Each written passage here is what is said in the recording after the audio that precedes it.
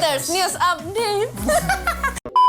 Sampai lupa hari ini kita mau di segmen News Update. Jadi kita bakalan ngapain sih? Ini mulai udah. Udah kan? Oh, oke. Kita bakal kasih tahu nih news terupdate seputar content creator dan profesi sebagai content creator di creators economy.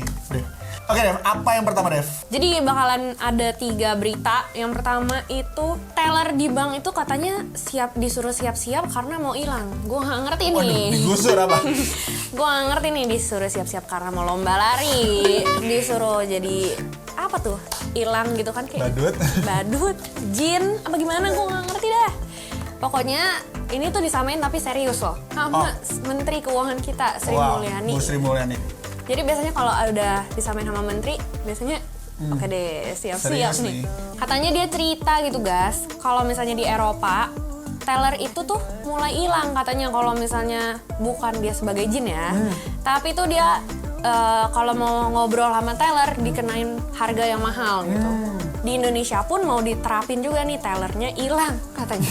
Ya meskipun ini tuh nggak mengagetkan ya, karena udah di beberapa mall atau di beberapa bank kayaknya udah diterapin juga deh. Bener, di BCA di Central Park tuh di bawah udah ada mesin untuk kita bisa bikin rekening baru atau kita ganti kartu itu udah sama sebuah mesin yang gede gitu.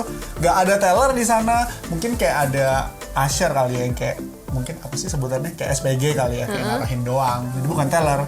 Jadi kita tinggal masuk sebuah ruangan dan kita bisa tinggal isi data, mungkin kita perlu verifikasi teleponan sama seseorang di dalam video itu, terus udah sama sekali nggak butuh teller.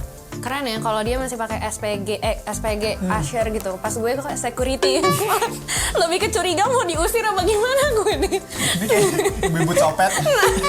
Gue gak ngerti. Nah cuma gue setuju banget sih pas yang lu bilang kalau misalnya dihubungin dengan mesin tertentu, itu pernah gue lakuin dan pernah nemenin sih tempatnya.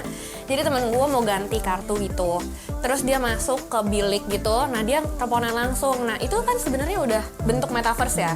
Nah artinya dengan menghilangnya teller nanti nih, ini bakalan merupakan wujud nyata dari pemerintah gitu ya untuk mendukung si digitalisasi gitu. Nah mungkin jadi pindah gitu ya kayak ke metaverse gitu. Dengar-dengar BCA udah ada ya? Nah sekarang tuh kayak, kalau sekarang nih masih kayak CIMB, Bank Jago dan sebagainya itu, kita untuk daftar tuh nggak perlu datang lagi kan. Mereka sekarang disebutnya bank digital. Kita nggak perlu datang lagi, kita cukup download aplikasinya, kita daftar, terus nanti ada jadwal ketemu, kita video call sama tellernya. Itu udah mendekati ya metaverse. Intinya kan metaverse itu virtual. Nah ini adalah bentuk virtualnya. Nah apakah di metaverse itu nanti kita bisa masuk beneran ke sebuah bank dan kita langsung ada di situ sama tellernya secara virtual atau gimana juga kita belum tahu sih. Terus guys, ada lagi yang menarik. Masa Sri Mulyani bilang katanya di tahun 2045, di berita teller ini ya, dia bilang takutnya di tahun 2045 manusia itu jadi kesepian. Mohon maaf Bu Sri Mulyani. Bukan cuma di 2045 ya Bu. Sekarang juga nih contohnya. Ya kan? Kayak fokus jir. Mana fokus nih orang. Nah, jadi itu kayak Sri Mulyani tuh sorry banget gak menyinggung ibu sama sekali nih. Tanpa menghilangkan respect. Iya, tanpa menghilangkan respect. Itu maksud gue. Itu masih. Nah, dia tuh ngomong kayak gitu kan. Apa hubungannya Bu sama teller bank yang mau hilang? Kayak sekarang tanpa teller yang hilang pun dunia juga udah kesepian Bu. Teman saya kan. Sorry ya Bu, kalau Ibu baca, mohon maaf banget. Tapi I love you Bu. Okay. Semua Twitter Ibu, tweetnya aku retweet kok. Aku suka like. Karena Bu Sri Mulyani, maksudnya pemerintah juga fokusin bahwa banyak kesempatan-kesempatan yang bisa didapetin dari dunia digital ini. Kayak misalnya pendidikan bisa ada disrupsinya, ada kesehatan dan sebagainya. Nah mungkin jadi nggak perlu kontak fisik ya, apalagi juga COVID lagi nggak jelas nih. Nah gitu, iya, benar-benar. Ngomong itu kayaknya mesti jaga jarak gak sih? Oh, iya. Dev, dengar-dengar Elon Musk lagi ribut nih di Twitter Blue. Gimana tuh Dev?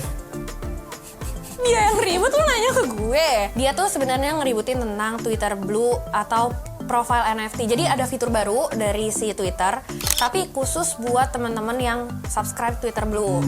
Terus jadi ibaratnya kalau kita beli NFT sekarang udah bisa nih NFT-nya dijadiin profile picture di Twitter. Cuma nih satu orang nih, dia nggak suka gitu. Dia Si tuh Pompomas ini nih. iya dia bilang this is annoying. Lu annoying kayak kerjaan lu banyak, kenapa yang dikomenin yang itu gitu. Enggak sih, sorry Elon Musk. Aku mau kok kalau di endorse. Si Tesla mau ya? Iya. Aku bakalan bungkam kalau kamu kasih aku Tesla sekarang juga. Emang NFT-nya itu di aplikasinya gimana sih di Twitter sampai dia kayaknya nggak suka? Jadi itu bakalan kelihatan banget lah kalau misalnya itu merupakan NFT. Kalau sekarang kan avatar Twitter itu rata-rata cuma bulat doang ya, kayak cacar. Nah cuma nanti bakalan diganti jadi heksagonal gitu. Nah dari heksagonal ini jadi kayak kelihatan bedanya, oh ini NFT, oh ini bukan gitu. Jadi kayak ibaratnya mungkin sekarang orang-orang yang FOMO gitu ya, nggak punya NFT tapi mau kelihatan keren, bisa aja dia screenshot NFT yang mahal terus dijadiin avatarnya. Sekarang udah nggak bisa kayak gitu dengan adanya si Twitter Blue ini. Nah cuma Elon Musk kayak ngapain sih, mendingan lu tuh urusin tuh kayak notifikasi spam ya? Notifikasi spamnya kayak yang di Twitter kan banyak, kayak misalnya yang bokep lah, dapat kan lo. Nah, gue nggak tahu sih kenapa dia dapat, cuma ya bisa jadi itu kan algoritma biasanya. Karena Twitter gue hapus. Karena itu menggoda Twitter teman saya, jadi saya hapus.